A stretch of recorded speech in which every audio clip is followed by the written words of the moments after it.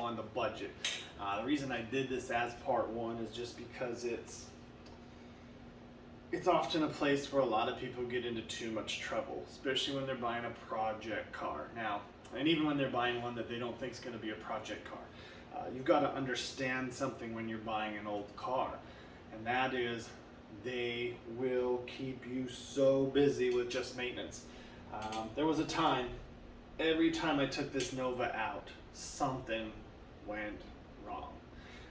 We burst a hose, the water pump went out, the brakes didn't feel quite right, they needed to be bled. Then I got into it, the pads weren't good. The fuel injection has thankfully been decent. Battery's been replaced, the wiring, it seems like it's always something. And just when you get it where you think you're good, you're like, oh no, the gas gauge isn't working now. Ugh, I need tires. That's a big one, is tires, honestly.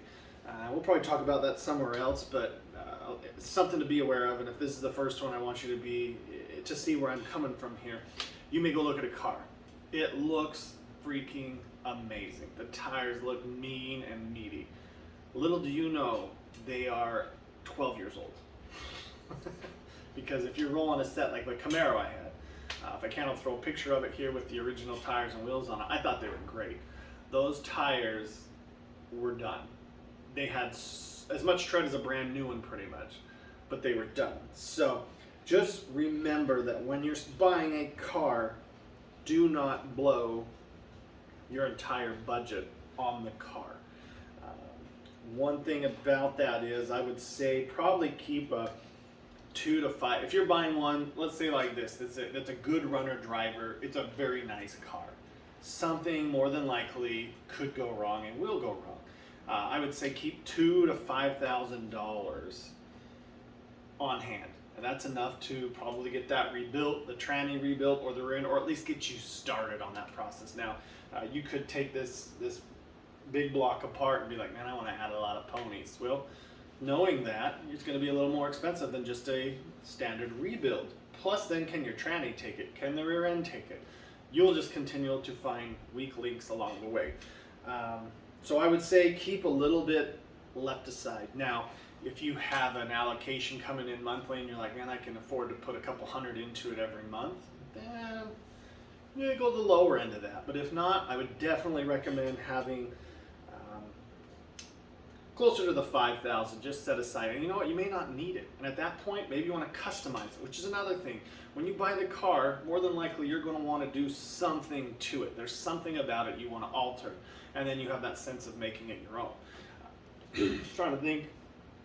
This one, you got the wheels and tires, the fuel injection, the whole, the whole system here has really been redone. The wiring, maybe you just want to replace the lights to LEDs.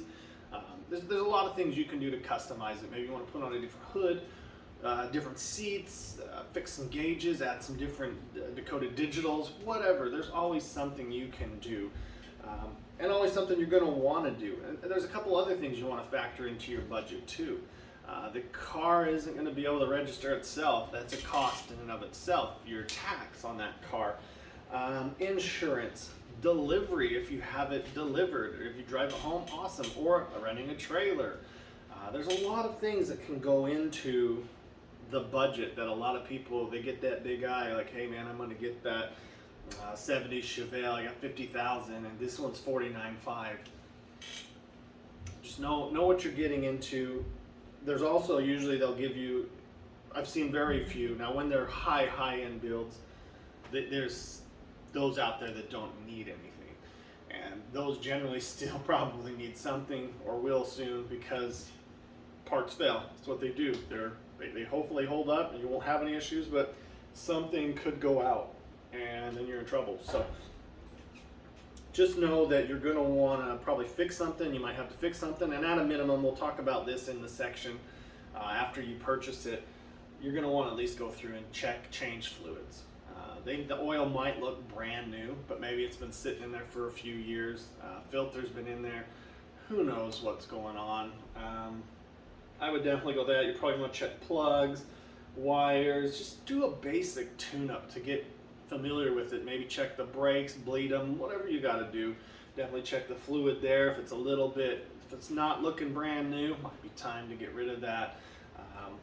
That's where the video that we talk about that will come into play. But again, it's another one you have to consider in your budget. Part of budget is also, how are you going to pay for that? Do you happen to be one of the lucky ones that has that kind of cash laying around? If so, good on you, man. And if that's the case, you've either been saving for a while, or money's really not a big deal. You have the money to fix if something goes wrong. So there you might be going all in with your budget. Loans are usually the biggest way people get these cars. And there's a couple of different ways you can go about this. There's credit unions. A lot of times local credit unions are good, but there's a lot of times a lot of credit unions won't loan on anything 25 years or older or over 150,000 miles. I've seen some over 100,000.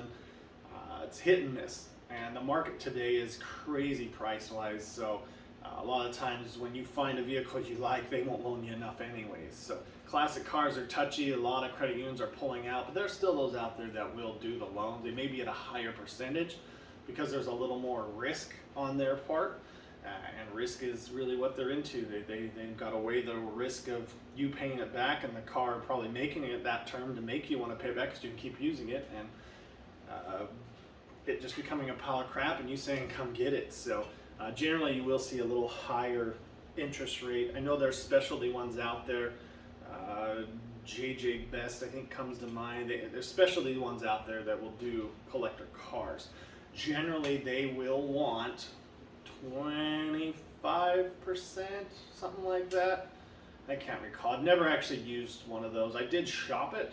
I ended up finding a local credit union to use for one of my loans back in the day, but they were mad because I had paid off several loans in a short period of time. They looked back at my credit and they're like, you got good credit, but why did you cycle through these loans? And I said, well, this one I was here, I moved, wanted it to be closer to where I was at here, so I paid it off, and then I was able just to pay those off. So they didn't like that. So that's why they want to get their money up front.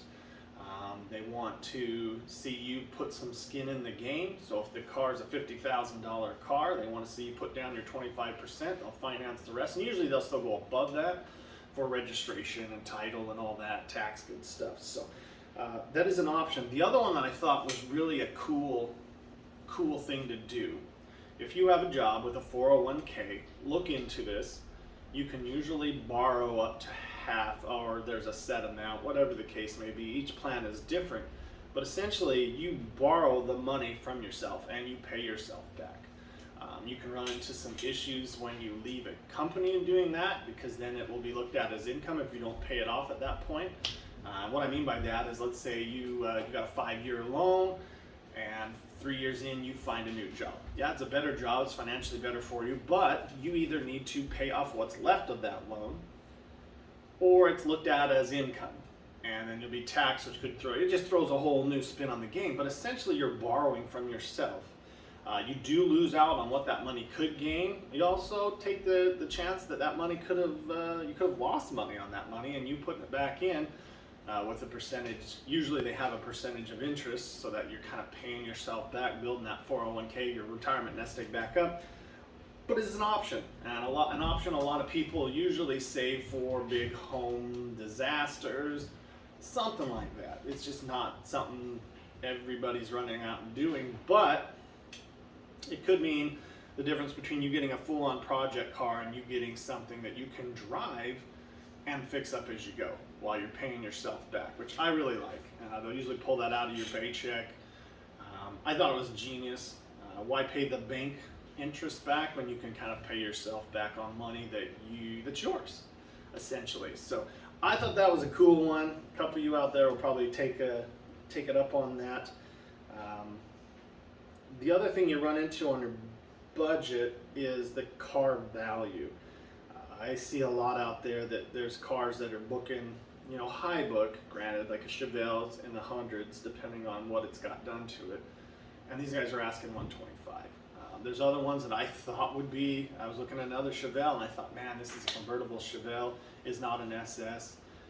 I thought for sure it would book higher. They were asking right at the top, and a bank wouldn't have loaned that. So It's just something I like to do. I like to find cars, look up the values, kind of get an eye on the market, especially when I'm looking. And I love I love the Chevy brand, the GM brand, GTO, Nova, Chevelle, Camaro, those C10s. I love them. I like to keep on top of what's going on out there, and that's something you can definitely do as well. It's just you're gonna have to have some cash down generally if you want a nice cruiser, a daily driver capable show car. You're gonna have to put a lot of money in the game, and generally a bank's not going to be the way to get you all the way there. So just a couple things I want to make you aware of in this series. We could go through a quick example. If I had let's just go $40,000, I could probably end up with a first-gen Camaro. May not be like show winner quality, and still have a little bit left over.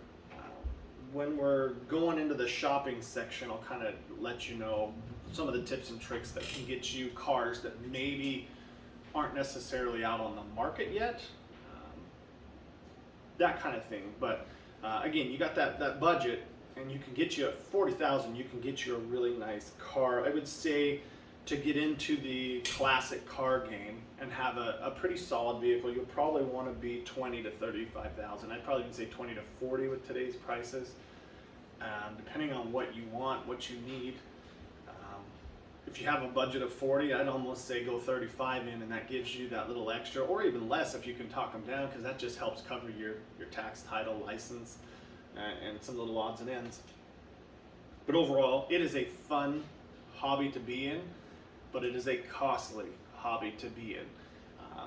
You can budget one thing and know that there's stuff wrong with it. Generally, once like I'm doing with the Camaro right now, and I wanted to be outside in the shop sitting next to the Camaro for this because I keep finding junk wrong with it. My success rate on drives with that car is very low, 20% or less, that I've actually taken it out and it brought me back home without an issue. It might even be lower than 20%, I don't know. It's just, that's where I want to be, but we have a severe thunderstorm rolling over, and you can't hear anything with that metal shop. The range is beating down on it. So we're back down here. Maybe on the next one we'll be out there, but that car has cost me a lot of money. Now, did I have to spend it all? No, I didn't. It has new tires and wheels. Did I need new tires and wheels? No, I wanted them. I could have just got new tires, but I'm not a fan of the Krager wheels. Some of you are. I probably should have just went with a set of Rallies, you know, but there's that cost that snuck up on me. That was one I thought I had really good tires, but I didn't.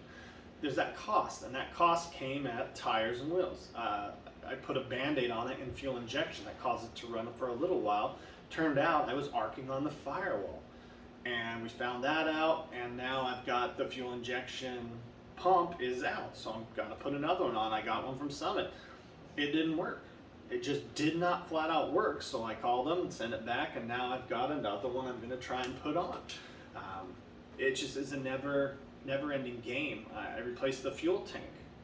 I replaced the fuel sending unit, and now it's still not working. It's a brand new unit, so somewhere in there, from there back to front, I got a short or a wire that's not doing what it should. And as you kind of see here, what I'm saying is, it just never ends. It never really ends, and you gotta take those victory laps, if you will, when you take it to the store and back, or just for a cruise and you come back, take those victory laps, cherish those victory laps, because there could be a time, and many times in the Camaro's case, that car may not bring you back home. It's gonna have to get towed, or it needs some wrenching, and then you can get it back home. I've had to tow the Camaro home twice. Other times I've had to call, have some fuel brought out. Turns out it wasn't the fuel, so that thing's had a lot of fuel system issues, along with that spark issue. But there's a lot to consider, and my big recommendation from this, and I've said it before, if you got a $40,000 budget, it's a great budget. You should end up with something really, really nice, depending on what you want. Save a little, because you're going to need it. So if you're $40,000 all in and you're check to check every month, it's going to be hard to come up with maintenance and repairs for this thing. Trust me on that one. I learned the hard way on the Camaro. There's been times it's just sat, and now I'm getting back into it. But by that time, when I let it sit, and if you let them sit, things will wear out. You'll have seals go out, so now you got a fuel pump leaking. You've got so many awesome things that these cars can do and how they can make you feel. but a little bit of neglect equals a lot of work. And with that, I'd like to just thank you guys for your time. I got some messages on this. I'm glad some of you are excited for this. Hopefully we'll get more people excited.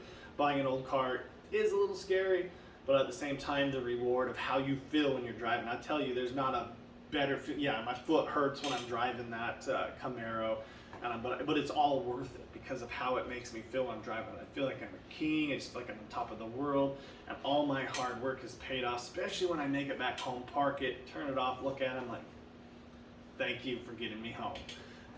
But with that, we'll see on the next one. I think the next one will kind of talk about selecting and shopping for a vehicle. This is if you don't have your mind already made up. The selecting may not apply to you, but take a look at the playlist. If you're watching this as it goes up, there's not a lot of videos in there right now. But if you're watching this and it's a couple weeks to months, years old, check out my playlist. There'll be many more videos in this series. So with that, thank you. Hopefully you enjoyed the little clips at the beginning and end of this. I know the intro had the, was it the Camaro? I don't know. The intro had a car in the beginning. Oh, it was this. That's right. I'm losing my mind. It had the Nova in the beginning and the end. I dig it. We'll probably see one with the Camaro in it. The Fox body, probably Frostbite. So I'll put little clips here and there, and I'll try and put pictures throughout of project cars I've had and cars I've had. So with that, if you can, subscribe. If you made it this far, hit that like button, and we'll see you on the next one.